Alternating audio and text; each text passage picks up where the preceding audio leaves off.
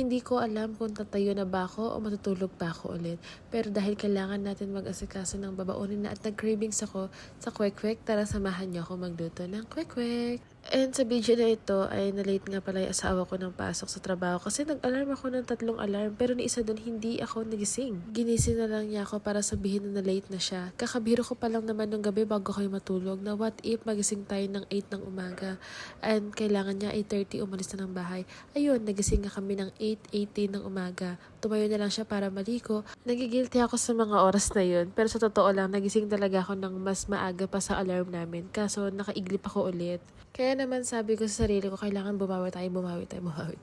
Kaya sabi ko, bago ako umalis ng bahay, magpiprefer ako ng merienda na kakainin niya pag uwi niya. At sakto naman nag-crave ako sa kwek-kwek. Hindi ko alam kung iniulam to ng iba pero para sa akin, napakasarap nitong ulamin. Ang hirap din kasi ng schedule na from night shift, bigla kinabukasan morning shift ka, tapos night shift ulit. Kasi pag uwi mo ng bahay, hindi naman agad matutulog ka. Siyempre mag-aasikaso ka pa. At kung bibili ka naman palagi ng baon sa labas ay mas mahal. Kaya minsan kahit at least 1 oras bago ang pasok ay nagpiprepare talaga ako ng pagkain na pwede namin baunin at makain. Tapos naisip ko na gawa na rin ng burger. Naalala ko tuloy yung mga nagtitinda ng burger. Kapag nagluluto ako ng mga ganito, parang naglalaro lang ako. Iniisip ko, nagtitinda ako ng burger, ganun. Tapos yung parang mga nasa cooking fever ka, ganyan. Sa totoo lang, hindi ko talaga alam magluto dati. Kahit itlog nga nasusunog eh. Pero dahil gusto ko yung ginagawa ko, kaya pinag-aralan ko siya. Ganun naman dapat, diba? Kapag ang isang bagay hindi mo alam, dapat pag-aralan mo siya. Lalo na kapag gusto mo talaga matuto, magagawa mo siya. Kung minsan hindi perfect agad yung luto natin, pero okay lang at least sinusubukan natin yung best natin para matuto. Ang pagluluto ay parang buhay, minsan matamis, minsan mapait, pero palaging may aral sa bawat timpla. Ayan, luto na at gawa na yung burger natin. Mas nakakatipid talaga kung magluluto ka sa bahay.